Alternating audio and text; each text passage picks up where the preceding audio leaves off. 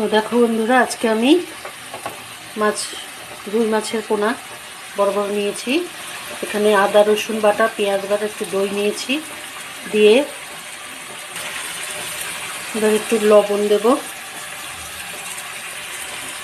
এবারে দেব হলুদ, এবারে দেব একটু শুকনো লঙ্কার গুঁড়ো, দিয়ে এটাকে আমি মাখিয়ে কিছুক্ষণ রেখে দেব। তো দেখো মাখিয়ে রেখেছি, এভাবে কিছুক্ষণ রেখে দেব।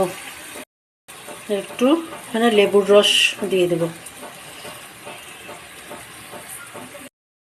তো দেখো ম্যারিনেট হয়ে গেছে, আমি প্রায় ঘন্টাখানেক মতো রেখে দিয়েছিলাম। এবারে দেব একটু আমি বেসন,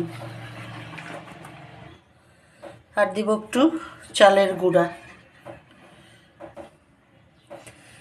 গুঁড়া দিয়ে এটাকে মাখিয়ে নেব আস্তে আস্তে করে।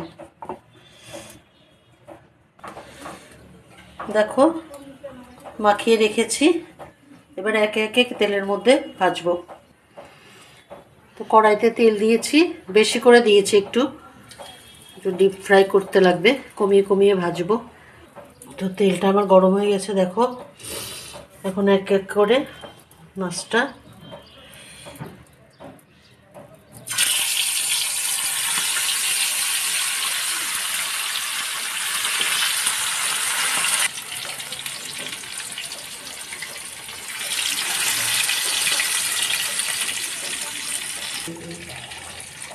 কমিয়ে কমিয়ে ভাজবো।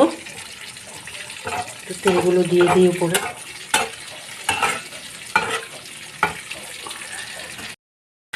দেখো মোটামুটি হয়ে এসছে, আর একটু ভাজা ভাজা হলে নামিয়ে দেব।